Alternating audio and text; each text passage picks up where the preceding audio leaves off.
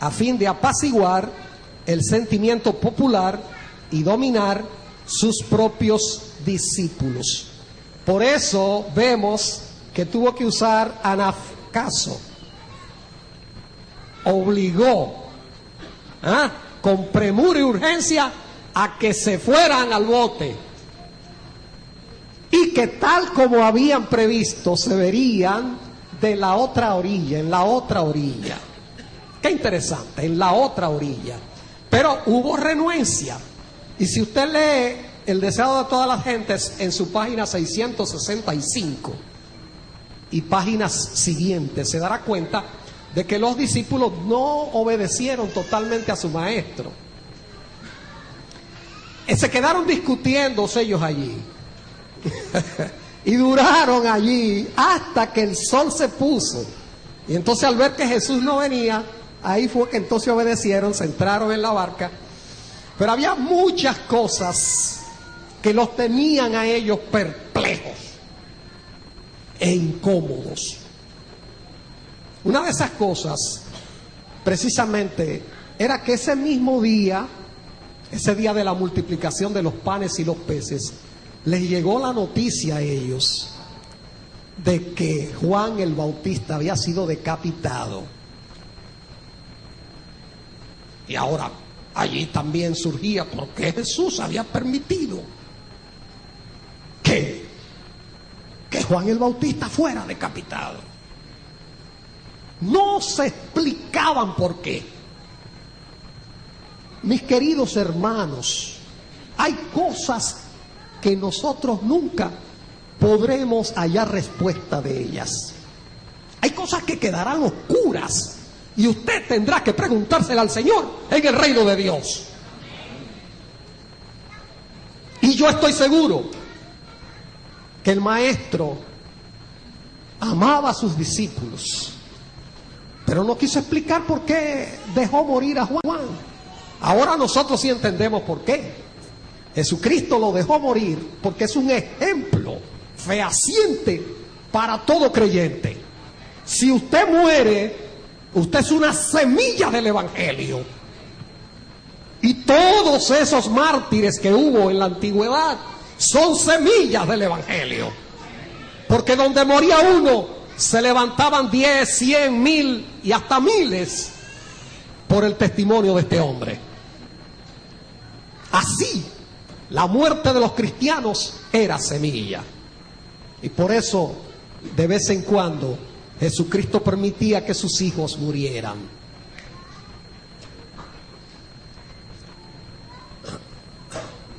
Allá arriba, por favor.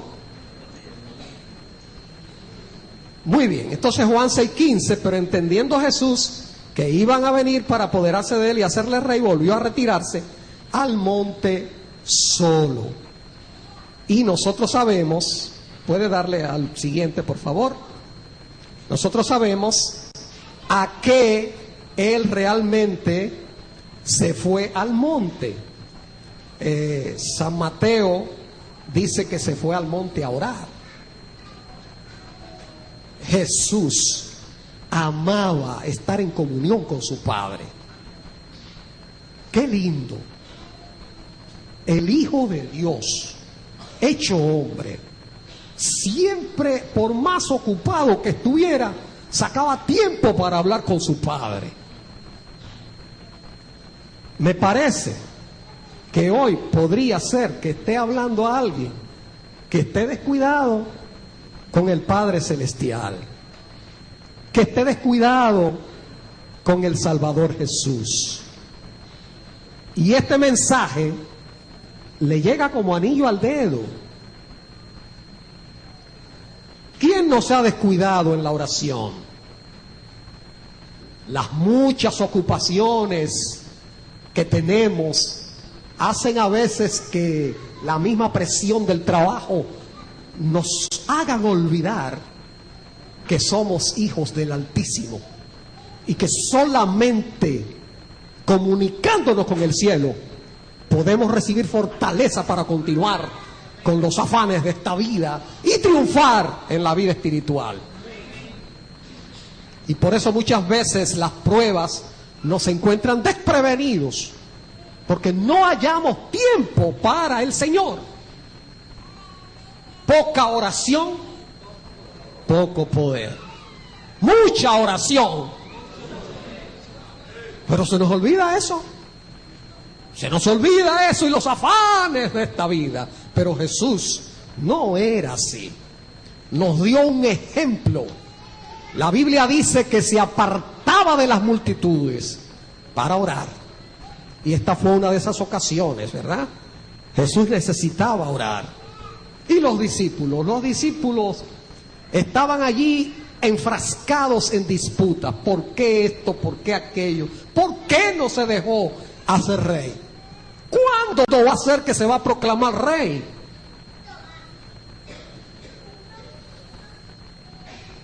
Así que por eso, ahora sí, quiero que me ponga la próxima. Sí. Dice, la barca, Mateo 14:24, se hallaba ya distante de la tierra, muchos estadios, zarandeada por las olas, pues el viento era contrario. Al principio, la mar estaba tranquila y ellos comenzaron a navegar.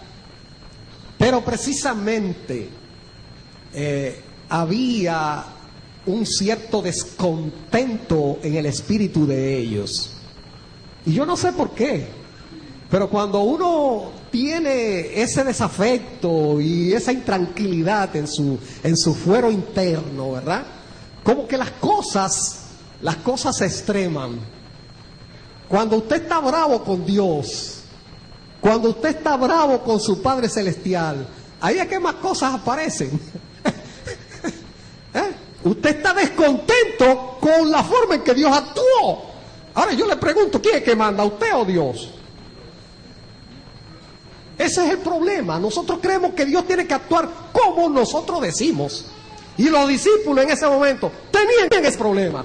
Los vientos eran contrarios, o vinieron contrarios, porque precisamente dentro de su interior había vientos contrarios a la voluntad de Jesús, contrarios a la voluntad de su Padre Celestial.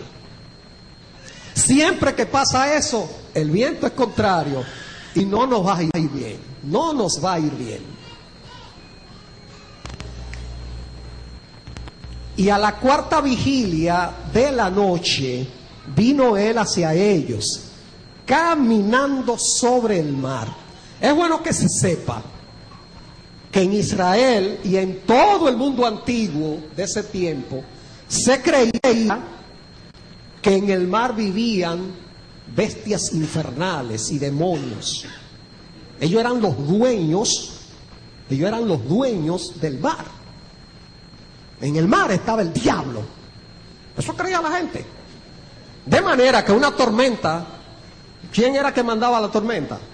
Según los antiguos, era el diablo. O sea que el temor se apoderó de ellos y lucharon a brazo partido, ¿verdad? De manera que Jesús estaba orando muy tranquilamente. Yo le pregunto a ustedes, ¿era que Jesús no sabía que sus discípulos estaban en problemas? Sí lo sabía. Jesús lo sabe todo. El Padre Celestial ya lo sabe todo. Gloria sea a Dios. Él lo sabe todo. Él sabe que tú necesitas dinero. Él sabe que tú estás enfermo y necesitas salud. Él sabe que tú no te sientes bien. Y necesita un consuelo, que tú estás deprimido porque no tienes el pan de cada día y estás en apuro. El Señor lo sabe todo. Ahora, la pregunta es, ¿por qué Jesús se dilató en ir donde sus discípulos y sabía que estaban en apuro? ¿Por qué se dilató? Déjenme decirle algo. La barca representa a la iglesia. Mientras usted esté en la iglesia, los problemas, oiga bien, tienen solución. No se vaya de la iglesia. No deje la iglesia. ¿Cuántas personas opinan distinto? No, llegó el momento de dejar la iglesia, vamos a formar otro grupo. Tenga cuidado con eso. Con esos vientos contrarios. Tenga cuidado con eso. Dios no nos ha mandado a eso. Dios nos dio una verdad allí, ¿verdad? Vamos a seguir nosotros aprendiendo de esa verdad. Pero el sensacionalismo a veces, el sensacionalismo y las cosas que, las explicaciones que nos dan ciertas personas, hacen que nosotros creamos que ahí está la verdad y nos vamos de la iglesia. Jesús no se apresuró porque sabía que sus discípulos estaban seguros en la barca. Y siguió orando. Ellos están seguros en la barca. Siguió orando. La iglesia se tambalea. Los vientos contrarios quieren desarticularla y desbaratarla, pero no la desarticulan ni la destruyen. Y Jesucristo lo sabe. Por eso el Señor estaba tranquilo, orando tranquilo. No, ellos están en la barca. Están en la barca. Entonces, a la cuarta vigilia. Me gusta mucho esta expresión, la cuarta vigilia. Se está hablando aquí de dos formas de contar las horas de la noche. Los romanos vinieron con una idea totalmente distinta a la de los hebreos. Los hebreos tenían 4 vigilias. Los romanos tenían 3. Mateo se está refiriendo a la forma de contar las horas de los romanos. De 3 a 6 era la cuarta vigilia. Imagínense ustedes, ellos salieron a la puerta del sol. De 6 a 9 la primera vigilia. De 9 a 12, ¿verdad? De 6 a 9, sí, primera vigilia de los hebreos. De los hebreos. Ok. De 9 a 12, segunda vigilia. De 12 a 3, tercera vigilia. Y entonces, la cuarta vigilia. Tremendo. La cuarta vigilia, o sea que habían luchado bastante. Y el Señor estaba, mientras tanto, ¿qué? Orando, porque sabía que ellos estaban seguros en la barca.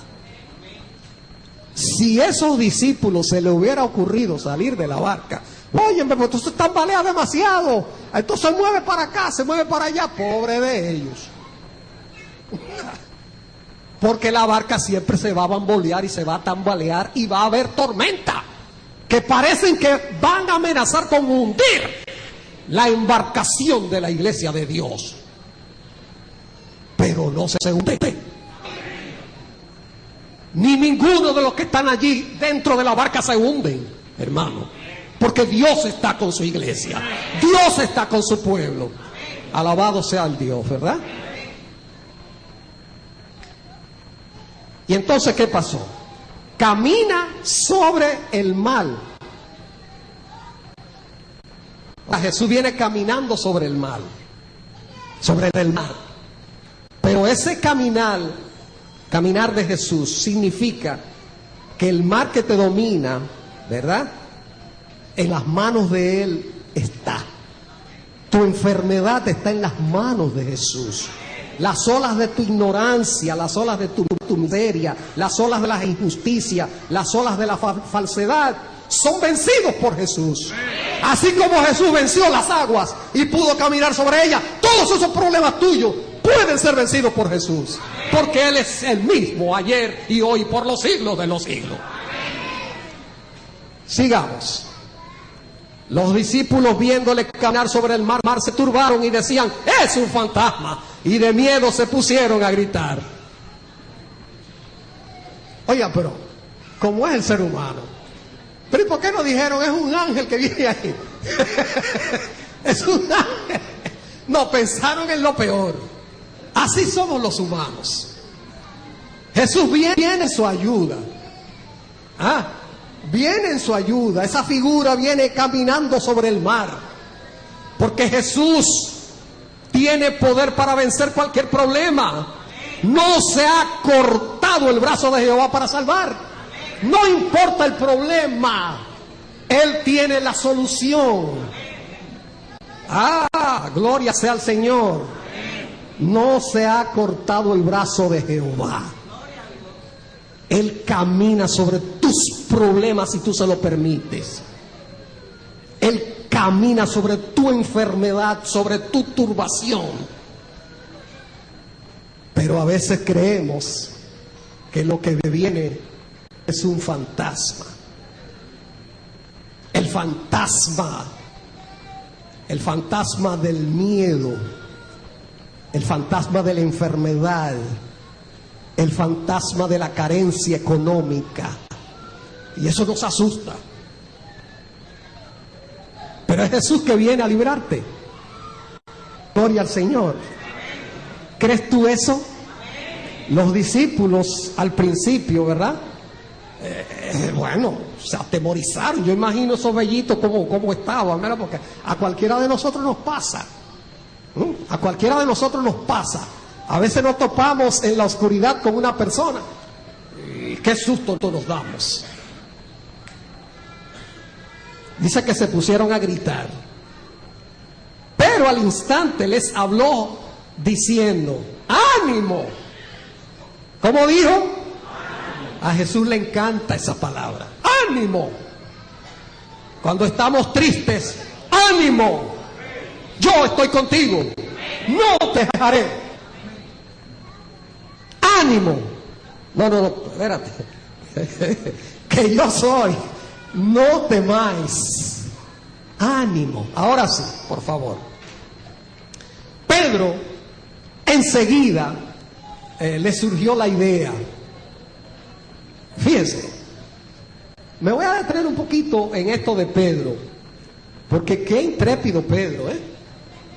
Pedro le respondió: Señor, si eres tú, mándame ir donde ti sobre las aguas. Ya Pedro estaba casi convencido de que era Jesús. Porque Jesús dijo: yo soy. De hecho, esta palabra, yo soy, es una palabra que identifica a la divinidad.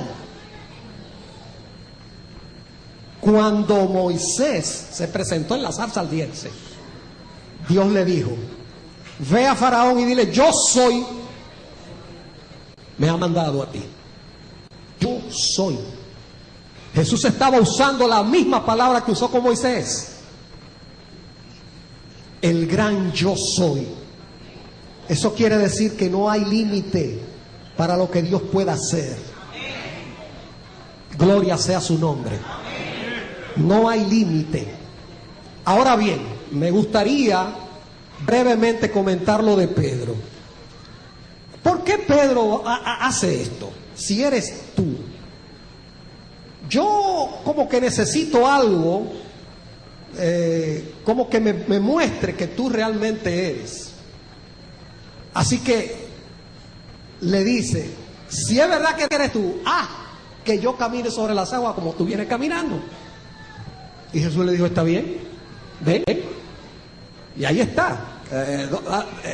Dámela al otro, por favor. Míralo ahí. Dice, y él le dijo: ven. ¿Cómo le dijo? Ven. El Señor, cuando puede, nos complace. A veces son, yo diría, una especie de ocurrencia nuestra, exigir pruebas al Señor, cuando realmente deberíamos caer de rodillas y decir: Señor, yo creo, te suplico que me ayudes a creer. Es mejor decir eso y no estar diciendo: Señor, si tú eres poderoso, demuéstramelo. Nos ha dado muestras fehacientes de que Él puede. Entonces, por favor, crea en eso y no demande del Señor, ¿verdad?, o otra cosa.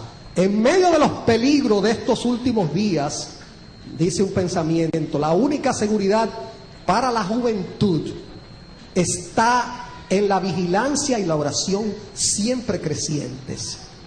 Y esto también, cuando tu oración no es contestada como tú quieres, no dejes de confiar en Dios. Oremos sin cesar, pero buscando la voluntad del Señor y no nuestros caprichos. Pedro caprichosamente pidió eso, pero era la necesidad de él, no era la necesidad, era un capricho. Y a veces oramos al Señor caprichosamente. Señor, yo quiero que ese techo se mueva a otro lugar. Es un capricho. Esa no es tu necesidad. A veces el capricho es, Señor, quiero un carro nuevo. Y como el Señor no te responde, ahí estamos ya bravos con el Señor.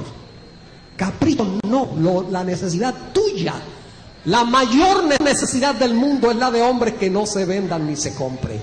Hombres que sean sinceros y honrados en lo más íntimo de sus almas. Hombres que no teman dar al pecado el nombre que le corresponde. Y hombres que se mantengan de parte de la justicia, aunque se desplomen los cielos. No capricho. No capricho. Pide tu necesidad, lo que más tú necesites, y el Señor te lo va a conceder. Pero no un capricho. Dice Mateo 14:29, y él dijo, ven, y descendiendo Pedro de la barca andaba sobre las aguas para ir a Jesús. ¿Y qué más? Pero al ver el fuerte viento, tuvo miedo. Tuvo miedo, ¿por qué? Por lo que ya dijimos, estaba fuera de la barca. Las olas son muy fuertes. El viento combate contra cualquier cuerpo que está en el medio de ella. A Jesús no le hace ningún efecto eso, pero al ser humano sí. Ese capricho de Pedro por poco le cuesta la vida. Y de hecho, hermanos, Jesús podía haber venido volando a donde los discípulos. Déjeme decirlo, se ha comprobado que hay personas que sin ser cristianas pueden levitar. Levitar quiere decir elevarse sobre sus pies, sin ser cristianas. Jesús pudo haber venido volando sobre las aguas, pero él quería demostrarle a los discípulos que eso que ellos consideraban que eran aguas diabólicas y satánicas, él tiene poder para pisotear al enemigo. Jesús vino caminando sobre el agua para demostrarle a sus discípulos que él pisotea el mal. ¿Qué es lo que te mortifica? ¿Qué es lo que te aflige? Ese problema Jesús lo puede pisotear. Y con la ayuda de Dios tú también lo puedes pisotear. El pobre Pedro estuvo a punto de ahogarse, porque realmente cuando miró las aguas, él se lanzó, pero después de lanzarse, tuvo miedo, tuvo temor a todo lo que le rodeaba, porque las aguas, las olas, le ocultaban la vista de Jesús. Y comenzó a mirar la fuerza del viento y la turbulencia de las aguas, y se estaba hundiendo y se iba a ahogar. Solamente la rápida acción de Jesús, que yo diría que casi voló y estuvo ahí mismo para extenderle la mano, y lo levantó, y juntos caminaron sobre las aguas y entraron a la barca. Yo soy de opinión que alguna vez va a ocurrir otra vez que alguien camine sobre el agua, y puede ser uno de nosotros. Cuando sea necesario, que no sea un capricho, el Señor va a hacer que un hijo de él camine sobre el agua. Pero cuando sea una necesidad, porque el Señor tiene poder para eso y para más. Entonces, fíjense algo también que debemos tomar en cuenta. Jesús, antes de rescatar a Pedro, no dijo nada. Solamente le reprocha, ¿por qué dudaste? ¿Verdad? Después que lo ha levantado del agua y lo ha salvado. Jesús es así. ¿Ah? Él nos ama más de lo que nosotros mismos nos amamos. Él te ama más de lo que tú te amas a ti mismo. Y no quiere que nadie perezca, sino que todos procedamos al arrepentimiento. Por eso, después que lo hubo subido y caminaron juntos, entonces fue que le dijo: ¿por qué dudaste? ¿Por qué dudaste? Tú, hermano, que estás allí ahora mismo dudando, ¿estará el Señor conmigo? Sí, Él está contigo. ¿Se habrá olvidado el Señor de mí? ¿Se olvidará la mujer de lo que dio a luz? Entonces dice el mismo profeta: ni el Señor Jehová se olvidará de sus hijos. Usted no debe dudar ni por un instante de que el Señor lo ama. El Señor ama a cada criatura que está en este lugar. Gloria al Señor. Y dice que tan pronto subieron en la barca, ¿qué pasó? ¿Qué pasó? Se calmó el viento. Gloria al Señor. Se calmó el viento en la barca, ¿verdad? Y alrededor de la barca. A veces sucede con personas que por algún motivo le llega un problema serio. Por ejemplo, a un basquetbolista, en una ocasión se partió una pierna. Él sabía que ya así no iba a poder seguir siendo basquetbolista profesional. Así que él creía que su mundo ya había terminado. Eso es lo que nos pasa, que siempre creemos que nos va a ocurrir lo peor. Pero un terapista comenzó a darle terapia a la pierna. Y mientras le daba terapia, él comenzó como a pensar: bueno, ¿de qué voy a vivir yo ahora? Porque con una pierna rota ya es difícil ser basquetbolista. Ahora él tenía que buscar otra opción. Y de repente le viene la idea: pero ven acá, eso mismo que él está haciendo conmigo, puedo yo hacerlo con otro. La persona que se está ahogando generalmente necesita un rescatista. Ese rescatista no puede venir de frente. No puede venir de frente, porque si viene de frente con el que se está ahogando, resulta que este lo agarra y lo hunde. Y se ahogan los dos. Entonces el rescatista viene por la espalda y pone su codo acá en el cuello del que se está ahogando. Y entonces, naturalmente, generalmente es la izquierda que se pone. Eso nos han enseñado a nosotros los guías mayores, ¿verdad que sí? Entonces, con una mano nosotros llevamos al que se está ahogando hasta la orilla. Pero el que se está ahogando cree que el otro lo que quiere es ahorcarlo. Cuidado si yo estoy hablando para alguien hoy, ¿verdad? Que cree que el Señor lo que está ahorcando, no dándose cuenta que es rescatando lo que está. Amén. Dice: y los que estaban en la barca se postraron ante él diciendo: verdaderamente eres Hijo de Dios. Y este pueblo dice: amén. Gloria a Dios, Señor. Te adoramos este día también. Te adoramos y te reconocemos como nuestro Señor y Dios. Mis hermanos, manténgase en la barca. Pese a los problemas, confía que el que te va a rescatar a veces tiene hasta a veces que golpearte, porque si no tú lo hundes a él. Él te va a rescatar. Él te va a salvar. Y quisiera ya que veamos las últimas dos. Dice: en la tierra o en el mar, si tenemos al Salvador en nuestro corazón, no necesitamos temer. La fe viva en el Redentor serenará el mar de la vida. Gloria sea al Señor. Gloria sea al Señor. Entonces, estaré contigo, dice el Señor. ¿Lo dudaste? Pues deja la duda. ¿Cuántos están seguros de que el Señor estará conmigo, estará con usted? Amén, aleluya. Dice Isaías 43, 1 y 2: ahora, así dice Jehová, creador tuyo, oh Jacob, y formador tuyo, Israel. No, porque yo te puse mío eres tú.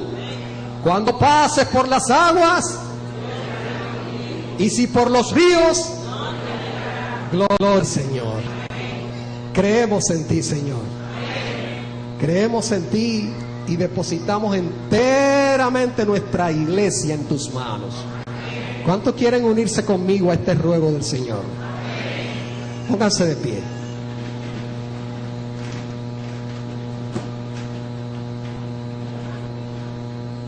Dios y Padre, te alabamos este día. Queremos que nos perdones nuestra débil fe, Señor. Ayúdanos a creer que tú tienes poder para cambiar toda situación. Bendice, oh Señor, a cada uno de los adoradores. Que, oh Señor, nos depositemos en tus brazos. Que en ningún momento pidamos por capricho, sino por necesidad. Y sabemos que tú actuarás, porque has prometido estar contigo. Gracias, Señor. Gracias, porque tú has puesto para nuestra salvación este medio de iglesia. Bendice, oh Señor, la congregación completa, la dirigencia de esta iglesia. Bendice, oh Señor, a todos los que salen a llevar el evangelio por doquier. Y aquellos, oh Señor, con los problemas, que lo depositemos en tus manos, porque tu brazo es poderoso. En el nombre de Jesús.